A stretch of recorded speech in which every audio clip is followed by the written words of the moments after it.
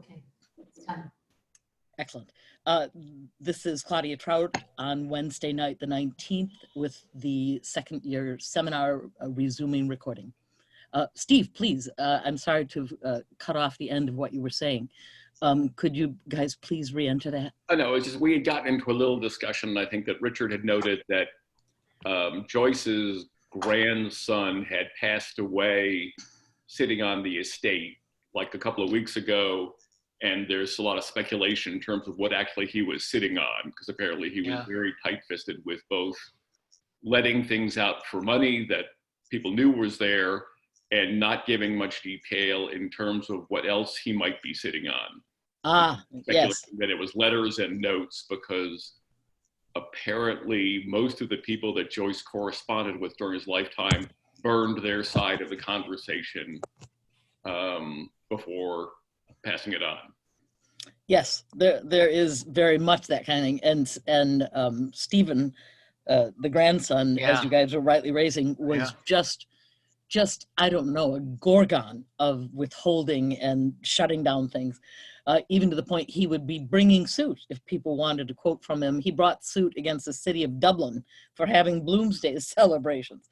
So it's like, but in terms of what still exists, one of the big from what you were citing before, dears, one of the occasions or one of the reasons he gave was privacy, as you said, Steve. And some of the early work, the great Richard Ellman, who did a wonderful, sort of very foundational biography, had access to letters early. And Bloom, Mr. Bloom is a character. James Joyce and his wife, Nora, eventually married her, were very blunt and very earthy. And their letters were, people probably have seen either the stage play or the film of Amadeus, of just earthy, scatological, vivid sexual kind of things. And say, who would want that to be public and everything in terms of smirching one's family? So it will indeed be very interesting to see, if there is some trove of things that still exists, that now at least grandson Stephen is not alive to be guarding like a Cerberus or something, standing in front of it. What was that name? Fluffy, of that creature, that dog in Harry Potter. Three-headed dog, just like the classical one. So we'll see. We may know, before even the end of the quarter is over, of how it comes. So Hearts, again, huge apologies, moronic. And the good Lord just tapped me with his little forefinger hard, saying, wake. And I discovered as I did jump up, how sometimes with you using your phone, I had set it to AM rather than PM when I crashed from my nap. So I was sending hosannas and curses as I ran over to this building. So as you have completed your way on through the third chapter of Portrait, beginning to build on some of the small amount of material that we'd started to look at with the very early Stephen in the crib and his early days at Congos and the nature of that small child. As is always the case, I'd love to begin to be receiving from you and sharing together more of the kinds of things within the many, many vignettes in each of the three books that you've taken. I sound like I'm talking about the Odyssey again. 3 chapters that were taken away on into that had begun striking you. And then we'll talk our way far as we can tonight and drop down into a handful of passages too, to be looking directly. Nancy, welcome back. Love to be hearing some of the things that are at work for you that as you took your way on into it. Robert, that's a great little smiling face. What's going on over there, buddy? Well, it was the style of it that James Joyce used was interesting. How he was, the narrator was a little kid. And so it was nice to see what life was like through the eyes of a little child. That was interesting. And then the progression into the school. And it just so happens that my wife and I are watching on Netflix, The Crown. And in The Crown, there are some scenes of Prince Philip when he was going to boarding school. And it reminded me about that a little bit. But the dramatic, fast developments as a young teenager into the trouble that he had was pretty dramatic and pretty fast and startling a little bit. Yeah. Yeah. Yeah. Yeah. And before you came on, we were talking a little bit about the tough Catholic faith back then. And a few of us thought that we had heard what we read before in our earlier life. In our experiences, yes, or at least some of them. Yeah. And that vividness, oh dear mercy. With the growing with Stephen up through the age, of course, by the time we're into the retreat sermon at his Jesuit school, and Father Arnall, interestingly enough, delivering it. And we learn, of course, when Stephen goes to confession that he's 16 now. You know, we'd seen him in that little toddlerishness, and the slow and thoughtful kind of gentle way that his confessor is drawing him out, and got shaken up himself at, you know, oh my child, at 16, you know, you are living dangerously. That's quite a lot, notches on your belt. But isn't it loaded, Robert, as you're raising, or others? Why is Stephen so very, very available to the dread and the horror of beginning to be recognizing what he's doing? Even before the sermons begin, it's kind of an intriguing thing, is it not? The opening of chapter 3, well, actually a couple of layers. Let me ask you a couple of questions, and then I'll start back with this question going in the other direction. As you were reading it, and I hope you had a chance to read it aloud, and as I say, case harden yourself so you don't give a darn, you know, if spouses or friends or workmates or your pets can hear you and you're driving them crazy, just harden yourselves and don't give a darn. Did the tremendous build of how Father Arnall does the logics and the steps of taking his way into the components of the sermons, how did it feel in the registering? As Steve was saying to a bit, and Robert, some of us in our ages and the like may have had similar experiences or similar exposures to the logics of the things. How did it sound and feel in the reading of it, for starters, in terms of the build that the discourse does, and Stephen's response to it then? And his I know that I think it's supposed, I think people say that it's like Dante's Inferno, and even the ant, or ant, is it Dante? Dante, yeah. I don't know if that's related, but I've not read Dante's Inferno, but last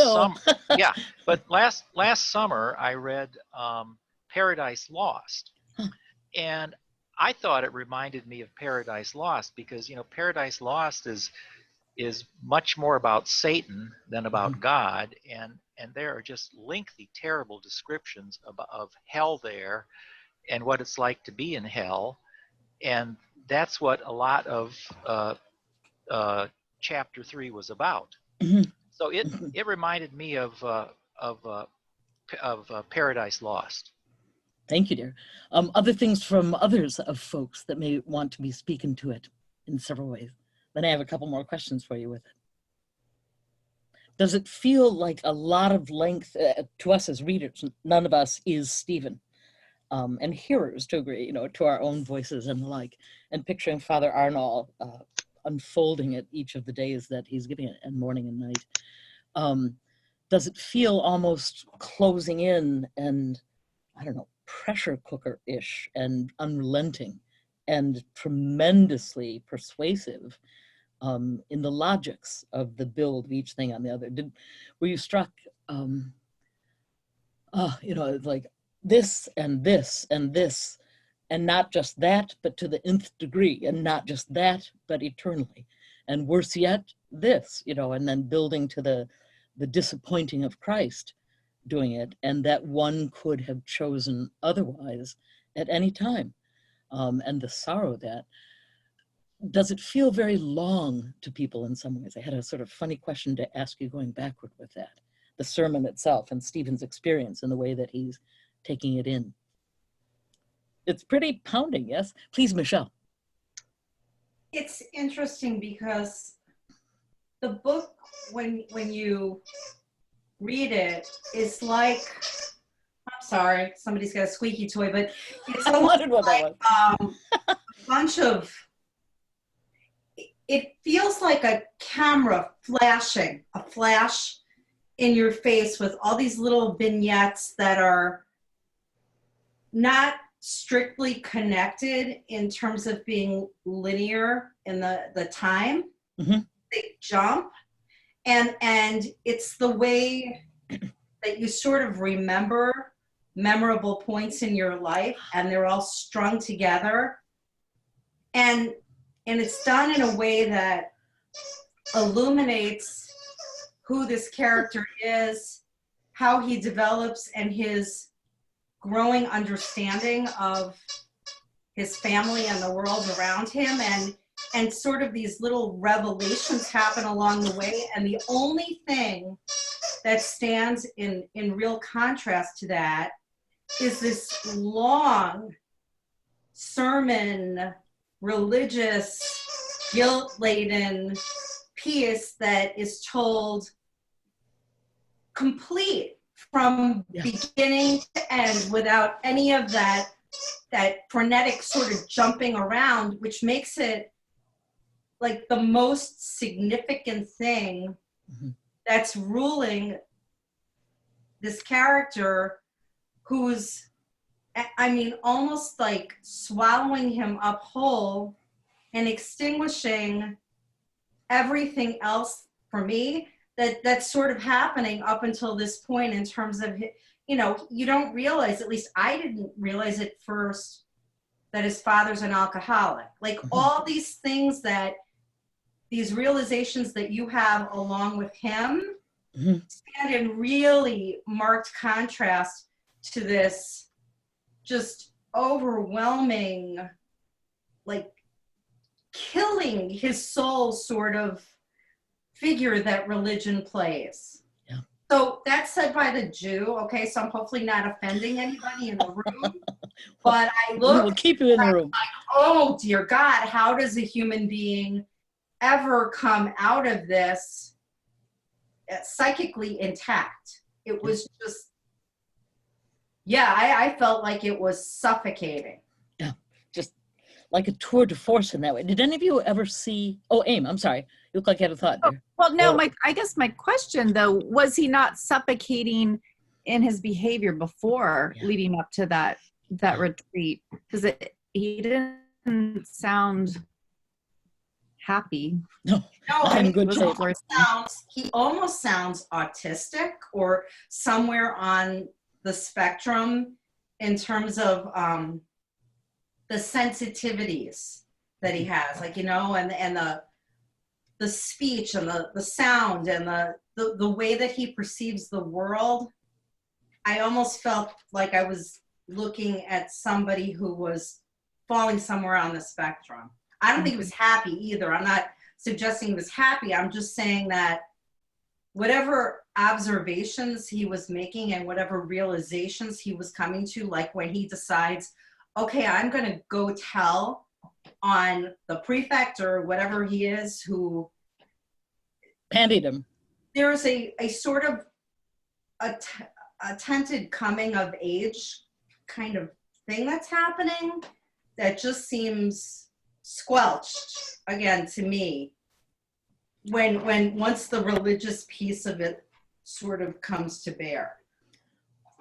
With that triumph in the ending of the first chapter, and we of course will double back to be looking at that, and then the movement through the second in his devolvement and that registration of the family coming apart and a kind of entropy almost, and his giving over to the acceding to the lust. and all the things he's recognizing. I hazard a guess you're partly talking to that. Yes, Amy, when you were raising it, of Yes. how blighted he's feeling. And even, guys, I'm sorry, I don't mean to step in on your thoughts. Very markedly, when Mr. Dedalus takes Stephen down to Cork to sell off the last of the little much mortgaged properties, and the kind of, you know, as I say, almost a kind of entropy and frustrating coming into his teenhood more, and the way that his father is, and the portraits of that and the relation, as he's seeing his father in Cork and around his college and living, you know, high in the past, and almost mechanically has that, my name is Stephen Dedalus, you know, I am in Ireland, this is my father, his name is Simon Dedalus, we are in Cork, you know, it is part of this. That's like, whew, almost incantatory of staying in the world and staying grounded. And the decline, the further, and then his awareness of himself, of what he's come to, that he's so driven now to go to the prostitutes, and the terrible reverie that's in the beginning of chapter 3, when he's recognizing, you know, when his teachers, when the Jesuits had been teaching him that once one gives oneself over to one of the 7 deadly sins, lust, anger, envy, sloth, gluttony, so on, that they will all come rushing in. That, and he's like, you know, that's propaganda, you know, of course not, that's absurd. And his recognition, oh my God, I am absolutely in it. He's stealing from his impoverished family to have the money to go to the prostitutes. When he's eating is discussed as a kind of annihilating. And the, I'm sorry, a little trigger from what you were saying. Oh, that his mien, you know, his demeanor, Stephen's, has always been sort of contained and quiet. And he's so brilliant, he's so smart, and kind of doesn't, you know, take the rise, as we see with the scene in the theater when he's had the little role in his Belvedere in his school plays, that anger or making a big ostentation of fuss or so on in a teen way isn't there. And his awareness that because of those things, he's been appointed or elected the prefect of the Sodality of the Blessed Virgin to lead the rosary in the chapel as that prefect. It's like, you know, Fellini Satyricon or something. He's so aware of where he is, and it's like, this is ugly, this is awful, you know, isn't it almost, you know, both a kind of what's his spirit and psyche doing, and a kind of existential grotesquerie. And even the announcement, this will be, you know, the week coming of the, you know, retreat in honor of the founder, you know, of the Jesuits. And before Father Arnall ever gets there and starts giving the several shapely, powerful sermons, homilies on it, what is Stephen thinking and feeling when he just hears it announced? Ha! That the annual retreat is coming. You know, his heart, for him, you know, for him, his heart shriveled in him like the simoom, the flowers withering before the simoom came out of the desert. And how blasted, as Amy's question began to be raising, is he already with that? For him.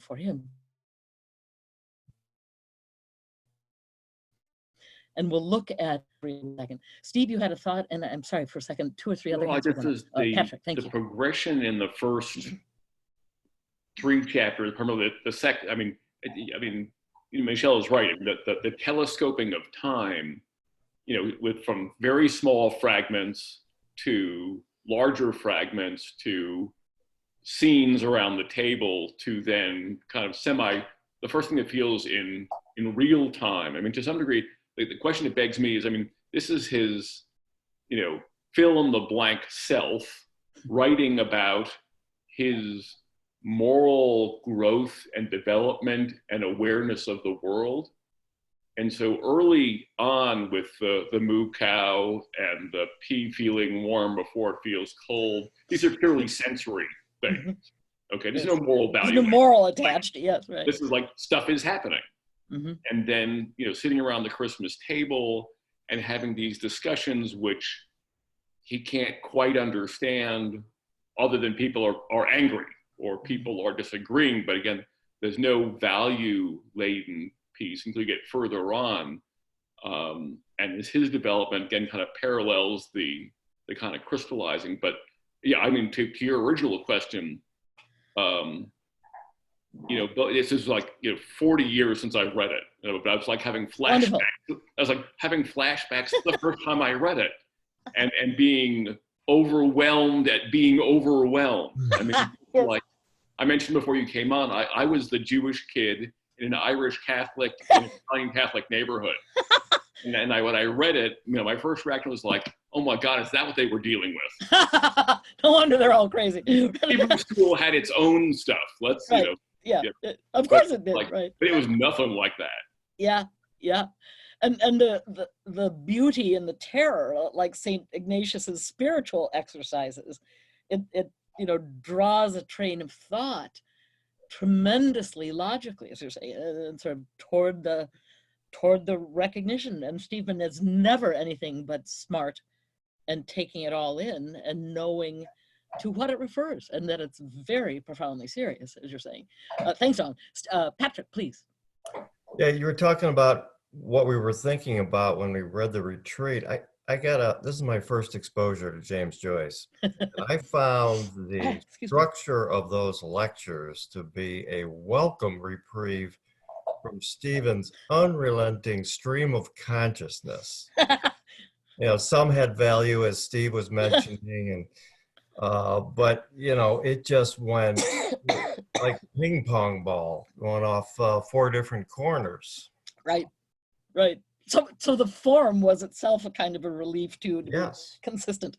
Thank you, dear. Diane, please. I agree with Patrick, and I think it had a great impact on Stephen, because he had to sit there and listen. I think there was some point earlier that he could not pray or would not pray. He couldn't face, he wanted to stay in the world that was developing, stay in his lust.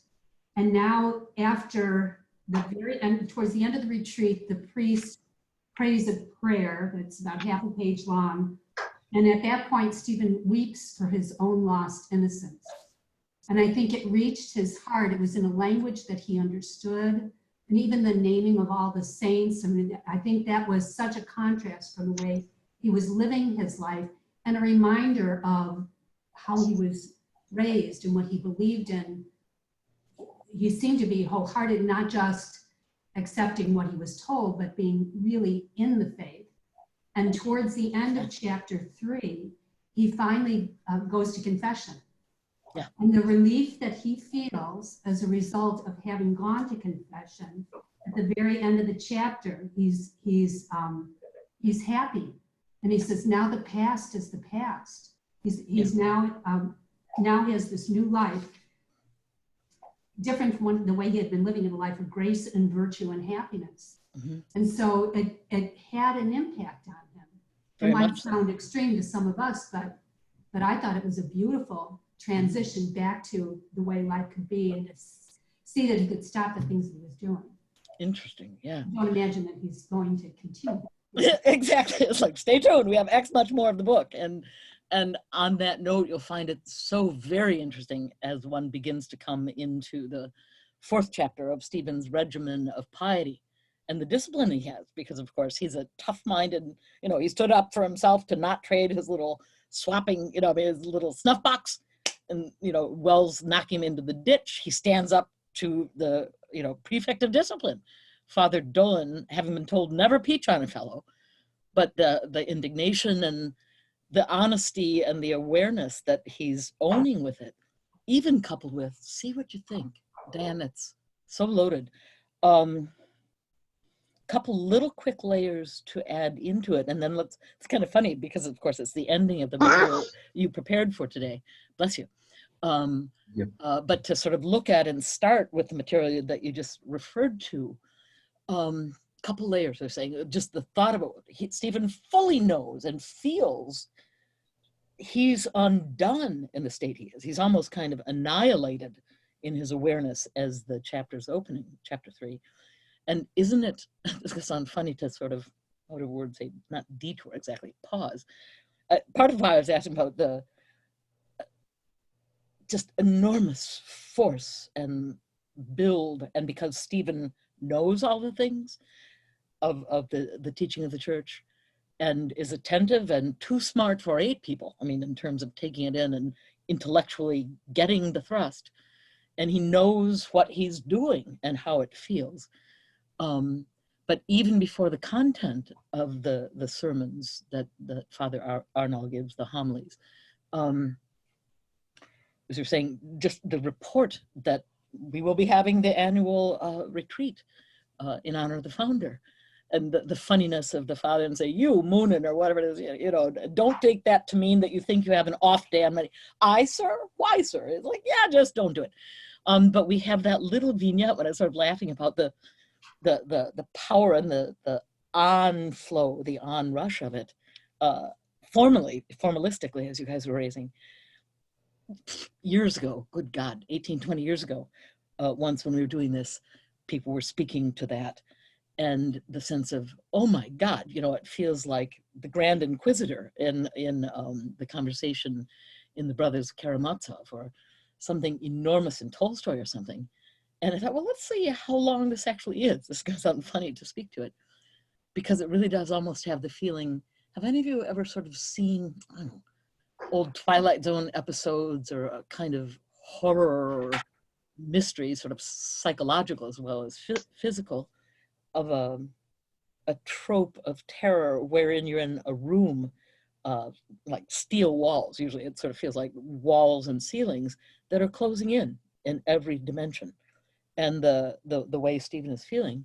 So we looked at it and realized, this is the shortest of the chapters in Portrait. And it's like, oh, but the sermon. And there's a fair amount of material before Father Arnall starts the days of the retreat, and then it's Stephen's terror afterward, and then the resolve to go to communion, to confession, and then the steps in it. So the sermon doesn't even take up probably as much as half of it. The whole chapter in some is about 50 pages long, and it's about 38 of it that is there. And beforehand, we have that down-to-earth stuff of the boys being like, you know, schoolboys, and, you know, gathering for class in the arena, the sort of science, you know, classroom that has the tiers, almost like half of a circus arena or something. And sending the lookout, you know, oh, Father had to go off, you know, send one of the little guys to give a lookout for when he's coming back. And that little silly sassiness going on, talking funny and, you know, bragging and messing. And, you know, then the teaching of science starts to come, and the priest talking about elliptical and ellipsoidal and so on, and the sass box kid behind him is tapping shoulders like, elliptical, ellipsoidal, and it's like, oh, you know, ellipsoidal balls, chase me, ladies, I'm in the cavalry. And it's like, okay. And I sort of picture there somehow being, you know, those Frankenstein globes, glass globes with electrical stuff going on. And then he comes and it starts.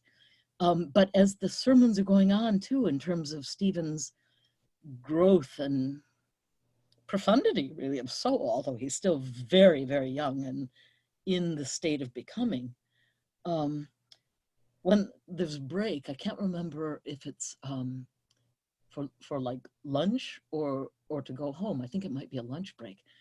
A couple of the kids are coming out, and it's like, you know, oh, you're getting a good dose of the retreat sermons. Oh yeah, he's giving it to us, blue, hell, and Harry. You know, he's really going at it. Yeah, you know, you want to meet for a pint, you know, down at O'Sweeney's and a game of billiards? Yeah.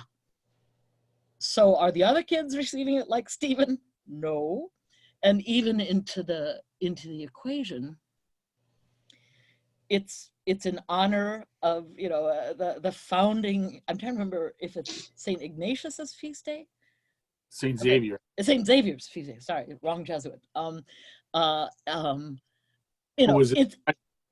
Yeah. Sorry, go ahead, Ned. I was saying he's a follower of Ignatius. He's a follower of Ignatius, yes, but, you know, very high, very revered.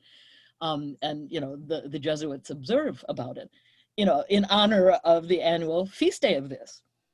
So one deduces, if it's annual, how often does it happen? They're like, Claudia, you know, obviously it happens once a year.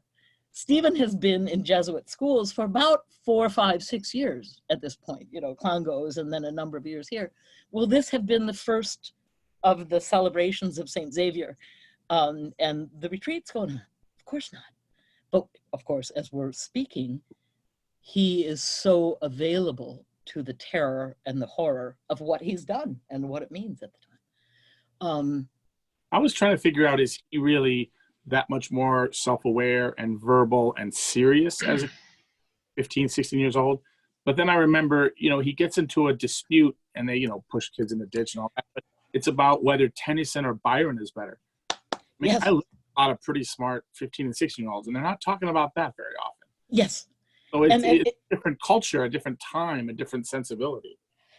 And or the time and culture, or is a portrait of the artist as a young man, as your initial part of your question started to raise, Ned, is Stephen, you know, as the character, and sort of not going out of it to make it be biography or autobiography, although as we laugh, Joyce never, ever says it's autobiography or aims or claims it to be that. He also never at all, you know, hides or you know, shies from that he's mining the mother lode of his own life, sort of in the making, teachers, family, and so on, friends. You know, is that little wonderful, intense, pointy-headed Stephen, you know, when they're like, you know, admit, you know, what's this, the opening of the door to it when he had,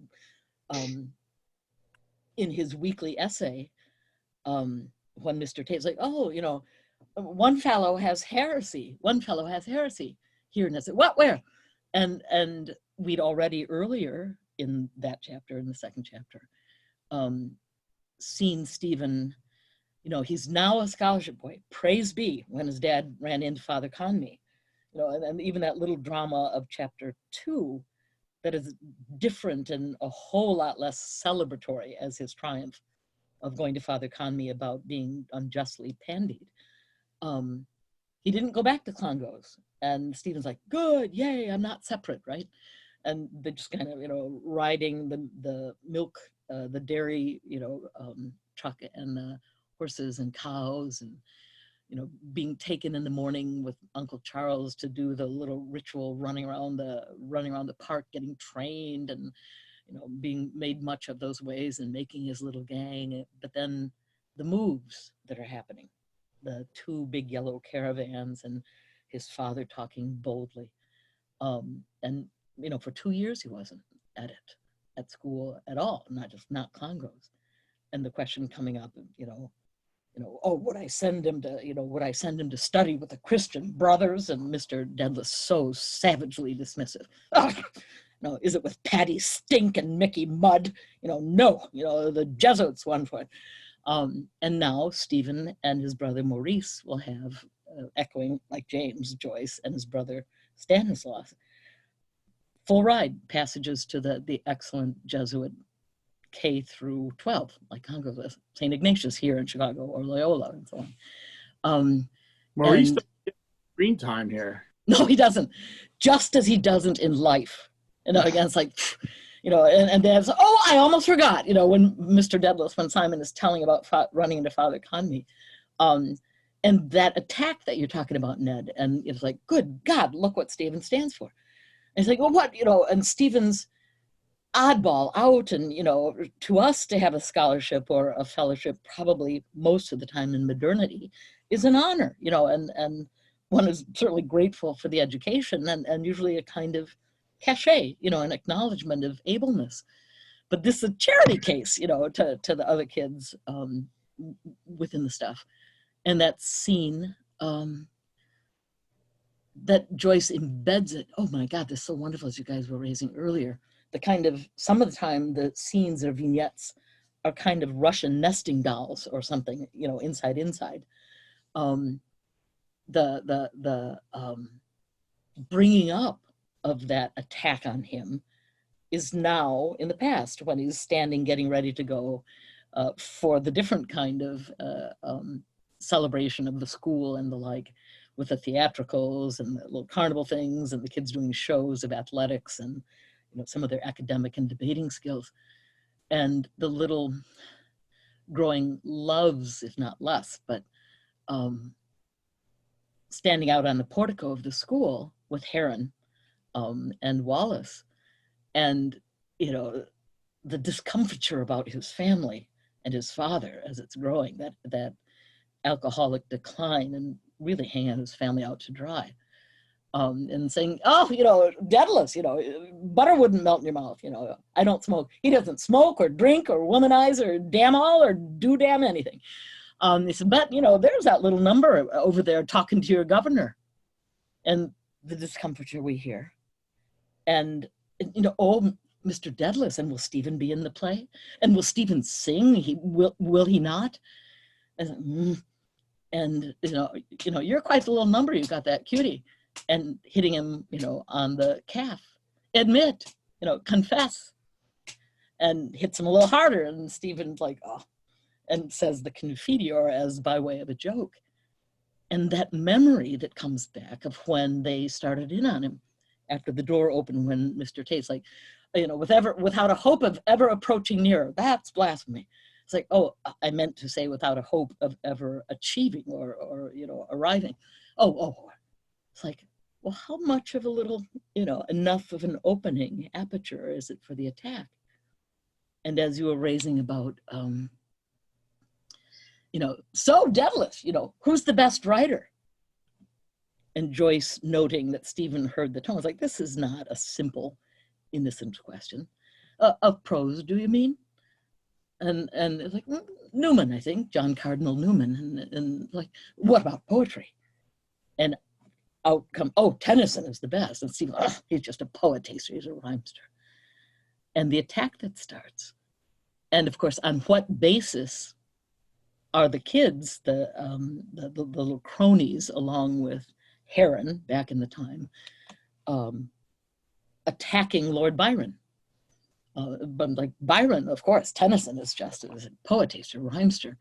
And on what grounds are they saying, oh, Byron can't be the best, that he can't be the best poet? Is it the quality of Byron's writing that they're attacking? It's his personal life. It's his personal life. He very sexual escapades, adulterous, you know, promiscuous, and Stephen like, admit, confess, he won't. And so ultimately, you know, admit, you know, he's not the best. What do they do physically to Stephen as Ned was raising in that scene? What all are their actions towards Stephen in that scene? Hitting him, you know, it's what reminds him when it was hitting his calf. I'm sorry, Amy, what was I starting to say? No, they do gang up on him, and I read it as being very brutal, almost kind of Lord of the Flies sort of thing, you know, where they're just ganging up on him. And I was very uncomfortable with that scene. I mean, there's violence, you know, there's other violence in the book and getting pandied and all that, but this one felt particularly invasive, or it felt really like an assault because it's your peers, you know, and it's over something so minor. Yeah. And they're loving it. They're clearly, you know, hitting him with that, pull up a cabbage stump, almost like, and grinding him backward into barbed wire fence. Yeah. Admit, Stephen, no.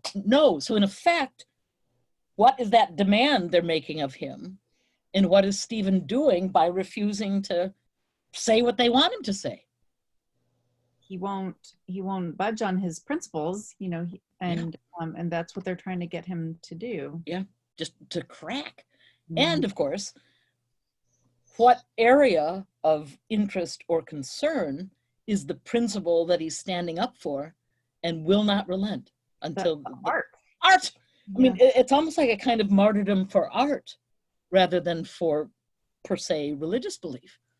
You know, and then it kind of ebbs away, and now he and Heron are kind of cronies, as you know, as well as rivals. And that wonderful kind of touch of, you know, because he's now a junior, he's been at Belvedere, the Jesuit prep school for a few years. And because the senior class boys are all dolts and dullards, he and Heron are kind of the, the crackling young men of it, and will go to the rector, to get people off if they're in trouble or to do this stuff, and friends. But it's like in effect, he's standing his principle almost as a martyr for art, as we're seeing and saying in that. What I want to ask you, one other piece going forward. Let's look at the terrors in the night when he's weighing everything, and then his confession, and then when he does get to go to Mass and communion afterward, and the very direct settling that settling of his soul and calming, and almost verbally creating a rebirth, the kind of almost dewiness or newness of a borning. Come, if you would, dear hearts, to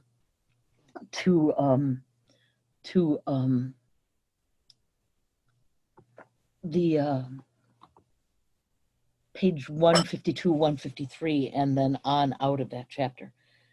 And then we'll go back also to some of the triumphs and defeats and pains.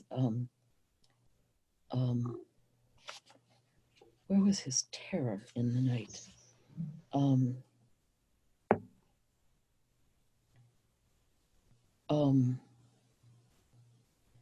Come on to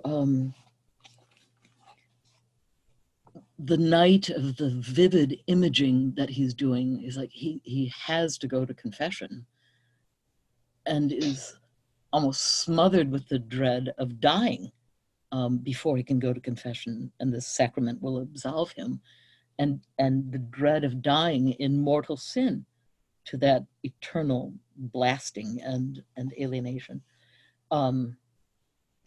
Look on 148 for a couple of pages, and then we'll take ourselves to the back, the ending of the chapter of the confession itself. Would you be so kind, Diane, to start it up at the top of 148? That was the work of devils. That was the work of devils, to scatter his thoughts and overcloud his conscience, assailing him at the gates of the cowardly and sin-corrupted flesh. And praying God timidly to forgive him his weakness, he crawled up onto the bed and, wrapping the blankets closely about him, covered his face again with his hands. He had sinned. He had sinned so deeply against heaven and before God that he was not worthy to be called God's child. Thank you, dear. Larry, please. Could it be that he, Stephen Daedalus, had done those things? His conscience sighed in answer. Yes, he had done them. Secretly, filthily, time after time, and hardened in sinful impenitence, he had dared to wear the mask of holiness before the tabernacle itself, while his soul within was a living mass of corruption. How came it that God had not struck him dead? The leprous company of his sins closed about him, breathing upon him, bending over him from all sides. He strove to forget them in an act of prayer, huddling his limbs closer together and binding down his eyelids. But the senses of his soul would not be bound, and though his eyes were shut fast, he saw the places where he had sinned, and, though his ears were tightly covered, he heard. He desired with all his will not to hear or see. He desired till his frame shook under the strain of his desire, and until the senses of his soul closed. They closed for an instant and then opened. He saw.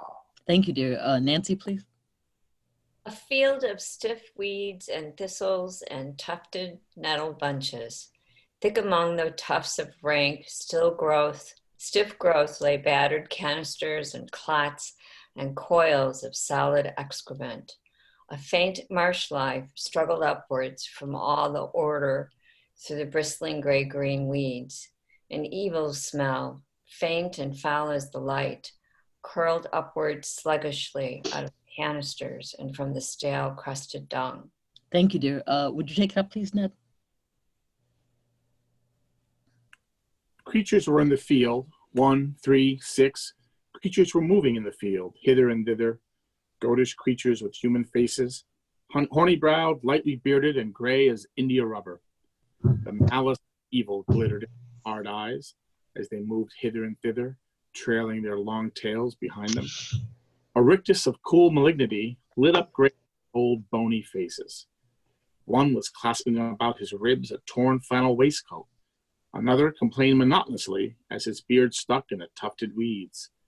Soft language issued from their spittleless lips as they swished in slow circles round and round the field, winding hither and thither through the weeds, dragging their long tails amid the rattling canister.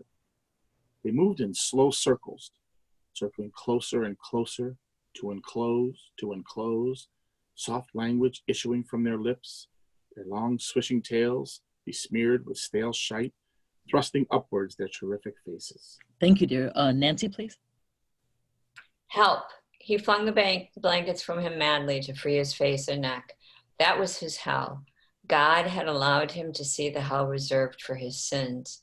Stinking, bestial, malignant, a hell of lecherous, goatish fiends. For him, for him.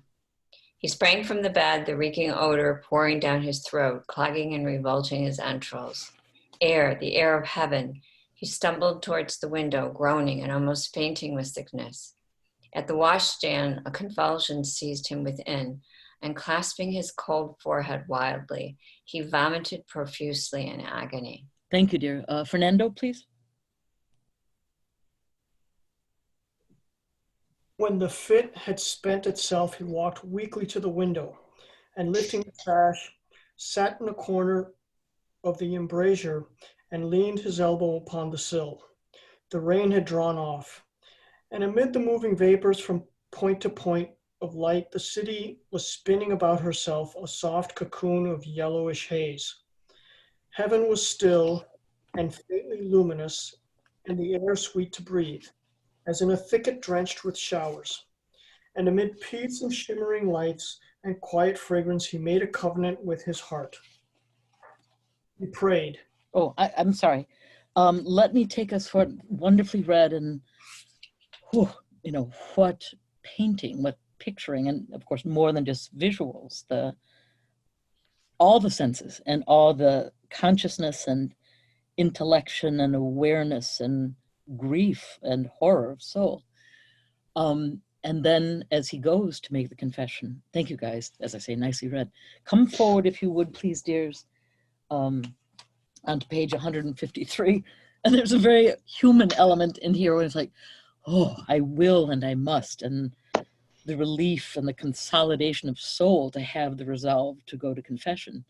But not in his own school or his own parish, where the priest would be likely to know his voice. Many of us Catholics over the years have done that kind of thing. So he finds, you know, where is there a church nearby? A chapel, sir? Church Street Chapel. Come on over, if you would, please, Nick, and all of us, to the bottom of page, where'd this go? To the bottom of page 153.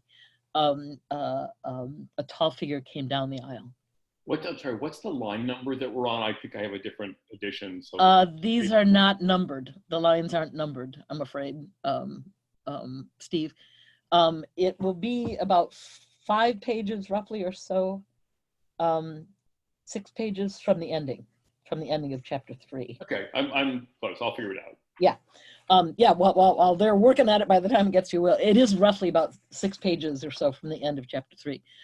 Sorry, darling. Nick, please. Yeah, I'm starting where, Claudia? I'm sorry. Near the bottom, if you're using the black tall figure? Penguin, a tall figure came down. Mm-hmm. Yeah. Okay. A tall figure came down the aisle, and the penitent stirred, and at the last moment, glancing up swiftly, he saw a long gray beard and the brown habit of Capuchin. The priest entered the box and was hidden. 2 penitents rose and entered the confessional at either side. The wooden slide was drawn back, and the faint murmur of a voice troubled the silence. His blood began to murmur in his veins, murmuring like a sinful city summoned from its sleep here at noon. Little flakes of fire fell, and powdery ashes fell softly, alighting on the houses of men. They stirred, waking from sleep, troubled by the heated air. Pause again for a second. This awareness, he's in the chapel, the various people are going to the confession box. Just with our eyes jumped down the 5 or 6 lines. He could still leave the chapel. He could run out. but doesn't. Thank you, Nick. Everybody, and Michelle, please come forward onto page 155, if you would. The slide, the very top, if you're looking in the Penguin, the slide was shot to suddenly of the two sides of the confession box, one open, one closed. If you'd take it up, please, Michelle, at that point. Slide was shot to suddenly. The penitent came out. He was next. He stood up in terror and walked blindly into the box. At last it had come. He knelt in the silent gloom and raised his eyes to the white crucifix suspended above him. God could see that he was sorry. He would tell all his sins. His confession would be long, long. Everybody in the chapel would know then what a sinner he had been. Let them know it was true. But God had promised to forgive him if he was sorry. He was sorry.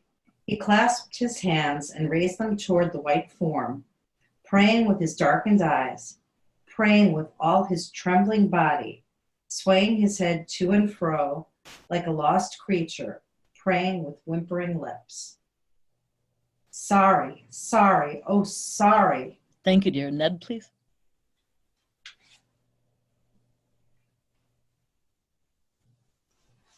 Sorry.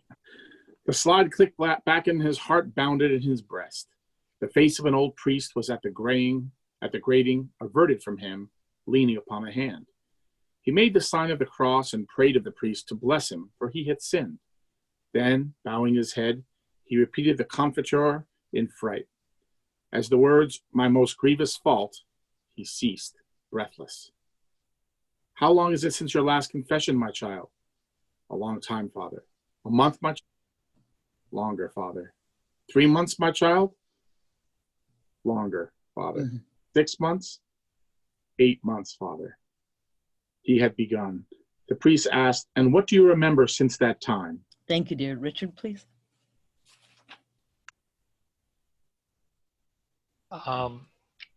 He had begun, the priest asked. And what do you remember since that time? He began to confess his sins. Masses missed, prayers not said, lies. Anything else, my child? Sins of anger, envy of others, gluttony, vanity, disobedience. Anything else, my child? Sloth. Anything else, my child? There was no help, he murmured. I committed sins of impurity, Father. The priest did not turn his head. With yourself, my child? And with others? With women, my child? Yes, Father. Were they married women, my child? Thank you, dear. Patrick, would you take it up, please?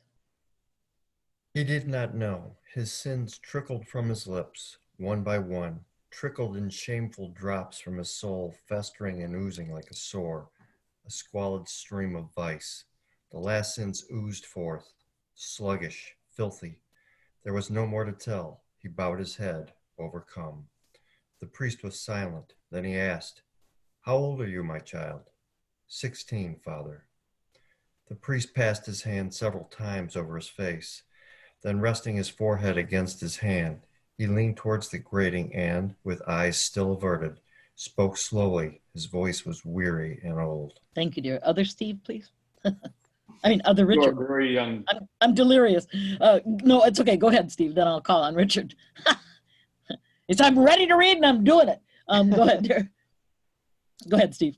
Okay. You are very young, my child, he said, and we implore of you to give up that sin.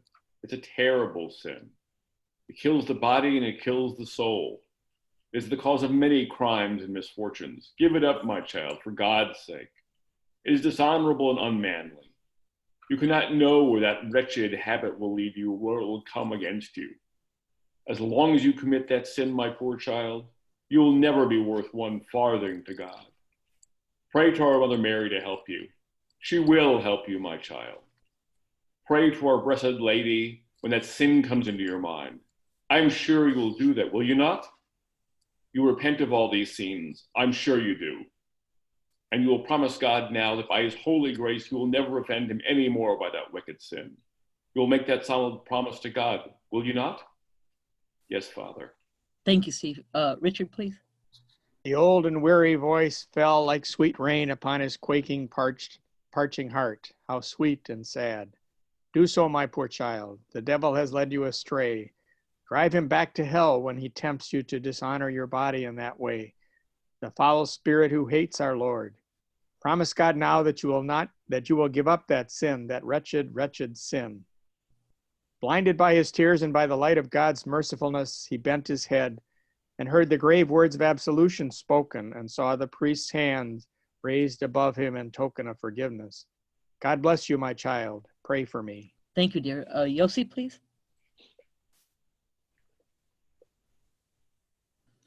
You're muted, Yossi.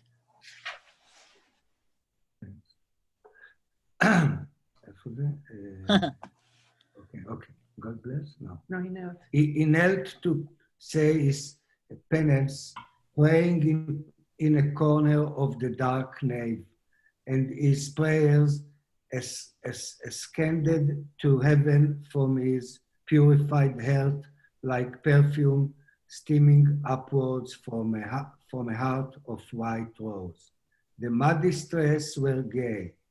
He strode homeward, conscious of an invisible grace pervading and making light his limbs. In spite of all, he had done it. He had confessed and God had pardoned him. His soul was made fair and holy once more, holy and happy. It would be beautiful to die if God so willed. It was beautiful to live if God so willed, to live in grace a life of peace and virtue and forbearance with others. Thank you, dears. Let's go forward again a page or two. The sort of radiance and simplicity in the morning of his cleansed self. Actually, why am I skipping? It's only one paragraph over it. Polly, take it up the very paragraph after Yossi finished, please. He sat by the fire. He sat by a fire in the kitchen, not daring to speak for happiness. Till that moment, he had not known how beautiful and peaceful life could be. The green square of paper pinned round the lamp cast down a tender shade. On the dresser was a plate of sausages and white pudding, and on the shelf there were eggs. They would be there for the breakfast in the morning after the communion in the college chapel. White puddings and eggs and sausages and cups of tea. How simple and beautiful life was life after all, and life lay all before him. In a dream, he fell asleep. In a dream, he rose and saw that it was morning. In a waking dream, he went through the quiet morning towards the college. Thank you, dear. Amy, please. The boys were all there, kneeling in their places. He knelt among them, happy and shy. The altar was heaped with fragrant masses of white flowers, and in the morning light, the pale flames of the candles among the white flowers were clear and silent as his own soul. He knelt before the altar with his classmates, holding the altar cloth with them over a living rail of hands. His hands were trembling, and his soul trembled as he heard the priest pass with the ciborium from communicant to communicant. Corpus Domini Nostri. Could it be? He knelt there sinless and timid, and he would hold upon his tongue the host, and God would enter his purified body. In vitam aeternam, amen. Another life, a life of grace and virtue and happiness. It was true. It was not a dream from which he would wake. The past was past. Corpus Domini Nostri. The subordinate had come to him. Look at this movement, as Diane had raised earlier, and how simply Joyce is using the words now in this last couple 2.5 pages, as Stephen is triumphing in another way, and not the sort of self-declaration and assertion of the wonderful little triumph about being pandy-batted earlier. and the, oh, I mean, talk about dark night of the soul that he had been in this. Let's let ourselves, or, I'm sorry, speak some more, any, you know, that have things at work within this arc that we just looked at of the close of, I keep wanting to say book 3, chapter 3. And then let's go back a bit to the drama and saga and what Stephen does when he stands up for himself against Father Dolan, and what is the trigger, what is the catalyst after the drama of his having to wait, go tell, it's terrible, it was unjust, you know, you should do this, and yeah, the Senate and the people of Rome declare that Daedalus has been wrongly punished. And then that, and he's little still at Congo's there, 5.5, 6, 6.5. You know, and the boy in 3rd of grammar and 2nd of grammar said I should do it. Of course, that's meaning, remember ourselves, I'm sure we do, you know, when we were 1st or 2nd graders and the 4th grader talked to us, or the 5th grader talked to us. And smart, as he always is. So the weighing of what risk-benefit analysis in that, after Father Dolan did those things, and what triggers him to go do it as part of the admixture and ingredients in Stephen's soul. But any things to touch, Diane, you look like I had thought a minute ago that I didn't pick up, no? Things to touch here, and then let's go look back there of a kind of a secular triumph of a kind, a triumph of identity and self that he'd encourage, great God, and stick-to-itiveness that Stephen does back about the being punished for not doing his work with his broken glasses. But any things to touch here? Thought, aim, or merely moving? Well, it's kind of an unrelated thought, but it's been perplexing me. There's seems to be some symbolism of the use of the colors of red and green, because it comes up constantly. It starts in the beginning with Dante's brushes. She has a green brush and a red brush, and there's just throughout these chapters I've noticed it, and they'll always come up in pairs. And I don't. It just hasn't. It hasn't. I haven't. Is it like grace and virtue? Is it? I don't know. I don't know what this is. Yeah, meaning. but they are rather color saturated. Those are, it's actually green and maroon for Michael Davitt and Parnell. But also, this being Ireland, the colors of the roses, the white and red, for the Wars of the Roses and the competing study groups. And then when Stephen's mind goes off, because he doesn't really care about math. He's just trying to be a good citizen. And he's sick as hell because of Wells knocking him into the cistern, into the stinky cesspool ditch. But it's like, you know, he tried and tried for the math. And then he couldn't try anymore. And those are nice colors, you know, to look at Jack Lawton's red rose on his blue navy, you know, midi, his little jumper, because it was red on the blue. And then the colors of the little cards they would get for performing well at school. Pink and lavender and cream and lavender and pink. And those are nice colors. But you could not have a green rose, but maybe somewhere you could.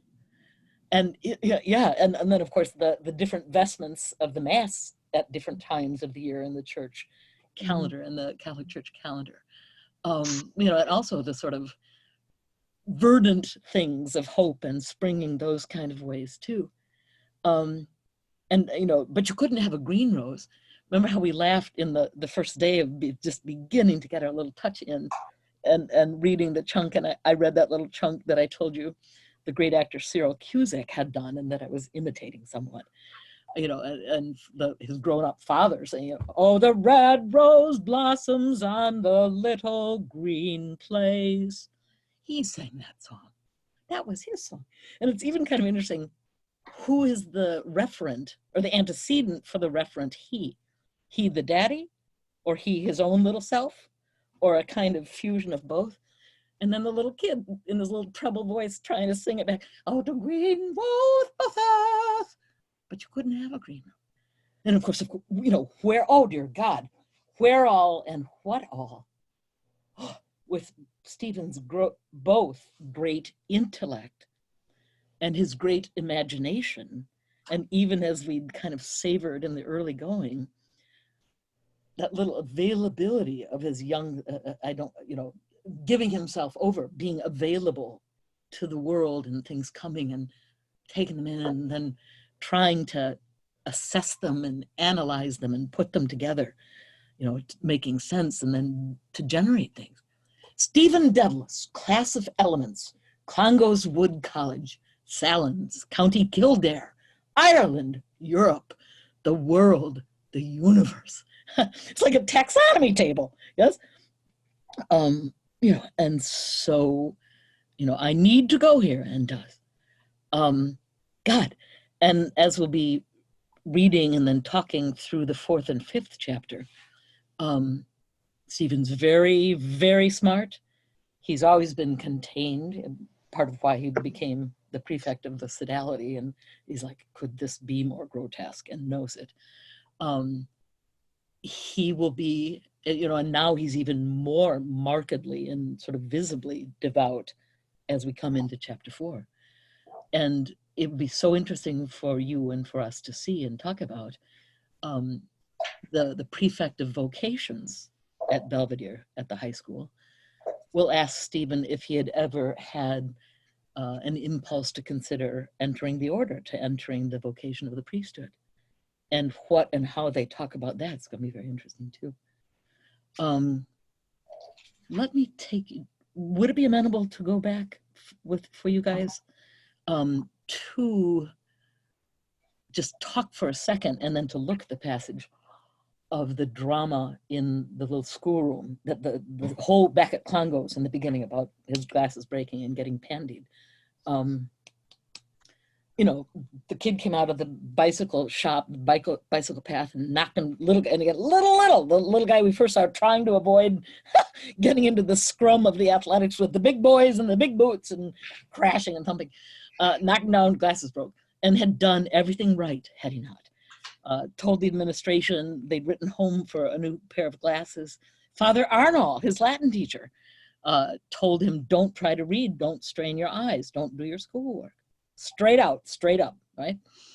But the whole school was kind of, and I hazard to guess, probably in some measure, we've all been in this or experienced it, that something's off and something's bad and there's some, you know, scandal or some down pressure on a group, a school or a class or something. And like, well, you know, bad and, you know, kind of a fog and negativity and, well, maybe somebody stole money out of the poor box in the chapel at Clongowes. Or maybe somebody broke into the sacristy, one of the boys, and drank some of the altar wine. Like, oh, please let it not have been consecrated, which it would not have been. The priest consumes the end of that. It's just wine that has not yet been, but big scandal. And it's like, no, one of the kids in the know is like, no, it was something sexual out there with the boys doing. Ooh, bad vibe. And then that kind of disaster. They're all unprepared in the Latin class. Sort of let this back into your previous experience. I had one day where this happened. 7th grade, St. Pius X, Sister Thomas Ann, and you know, I think it was actually English declensions, not Latin. And you know, we're all here voluntarily in among your busy lives, paying money for God's sake. We must like books and things. We did. We all probably, or maybe I don't saw the light. You know, saw religion and came to books. But going down the rows, and somehow, some way that day, even I was not prepared with my schoolwork to answer. And I don't mean that braggadociously. I mean that with horror. And it's like, you know, we are now in the, you know, 6th circle of hell of being on the wrong side of this in that little 7th grade classroom. But how had you been struck too of forces and claims upon Stephen? You know, his mother wants him to be a good Catholic above all things. His father, like, be a gentleman above all things. When he's down at court, he's like, all of us were gentlemen, you know, of the right kidney.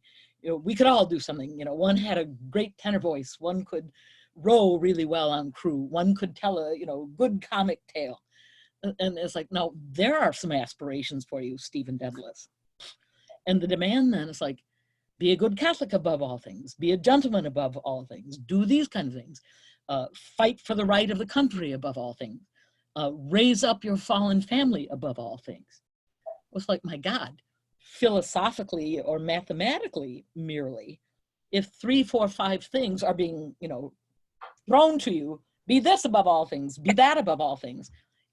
If there are 4, 5, 6 contenders for above all things, is that even possible, sort of in philosophic or mathematical terms? And what if no one of those things is your meat or your being, you know, or even a combination of them?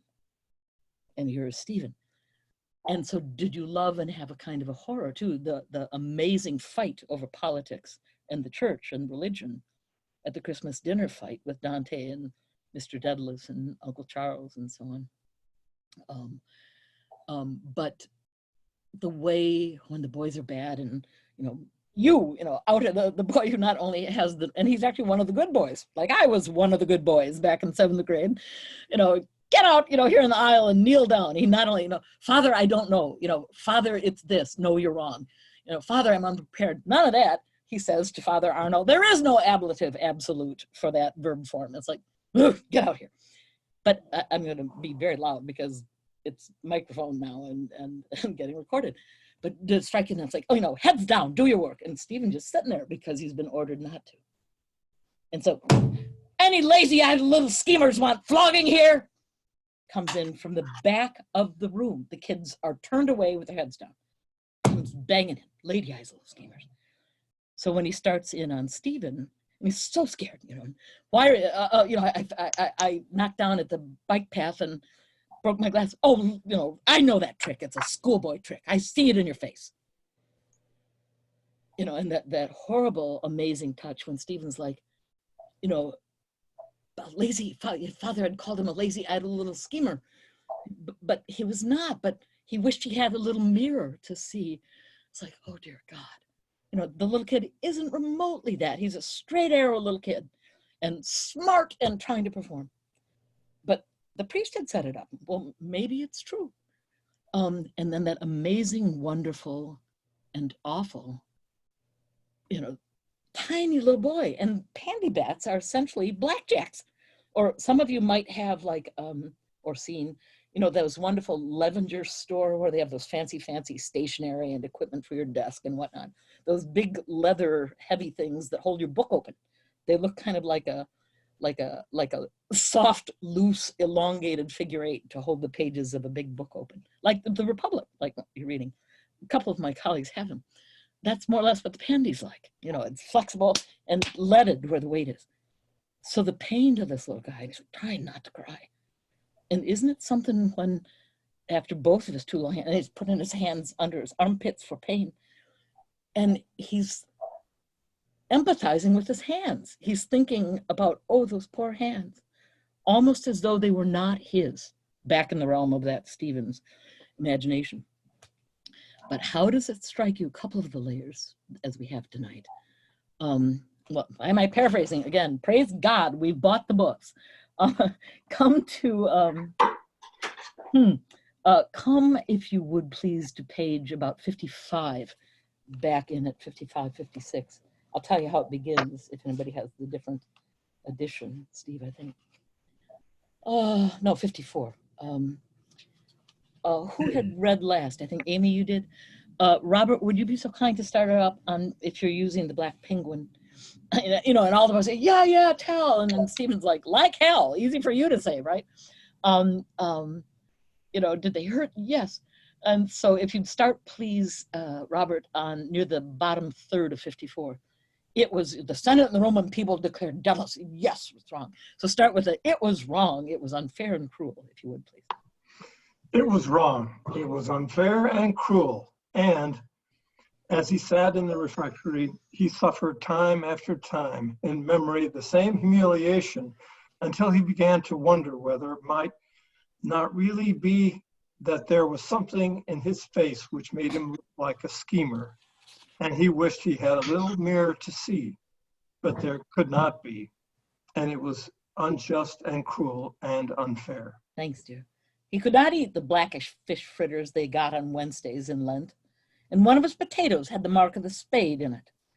Yes, he would do what the fellows had told him. He would go up and tell the rector that he had been wrongly punished.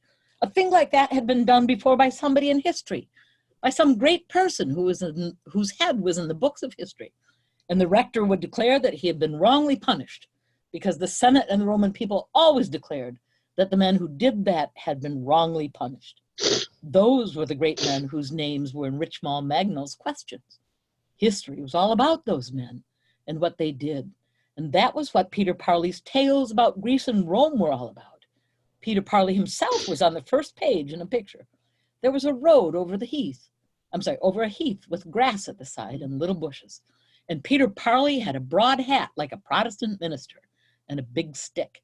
And he was walking fast along the road to Greece and Rome.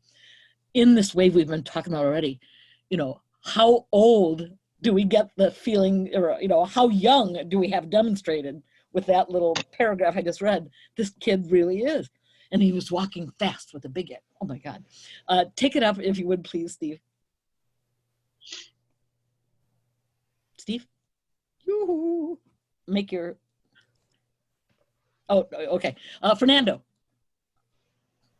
Gotcha, Steve. It was easy what he had to do.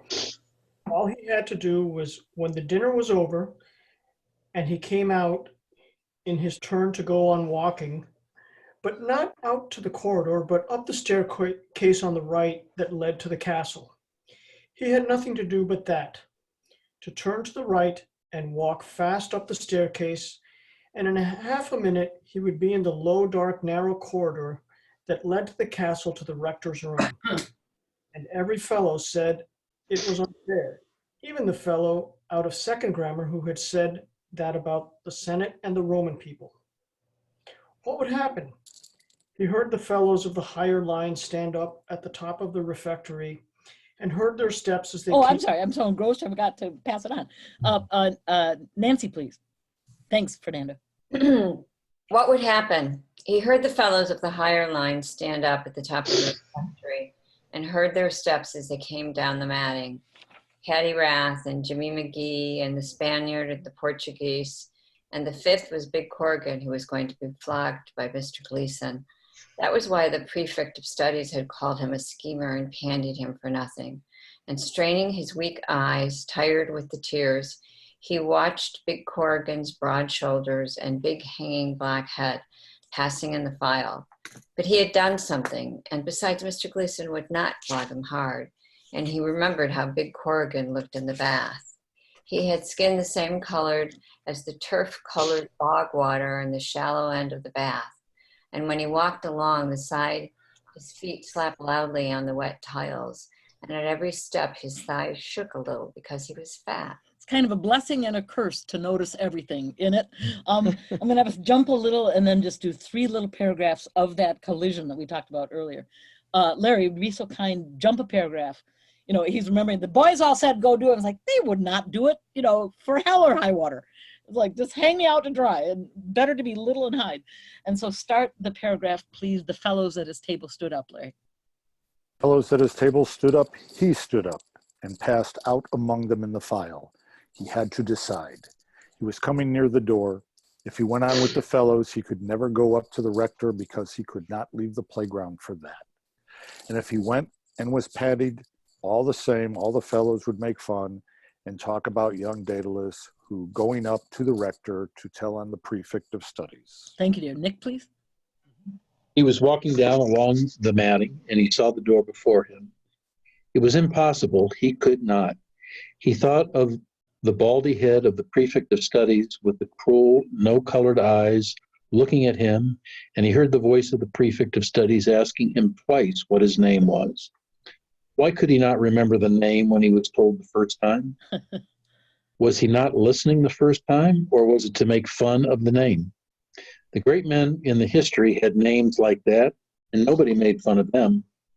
It was his own name that he should have made fun of if he wanted to make fun. Dolan. It was like the name of a woman that washed clothes. Thank you, dear. Michelle, please.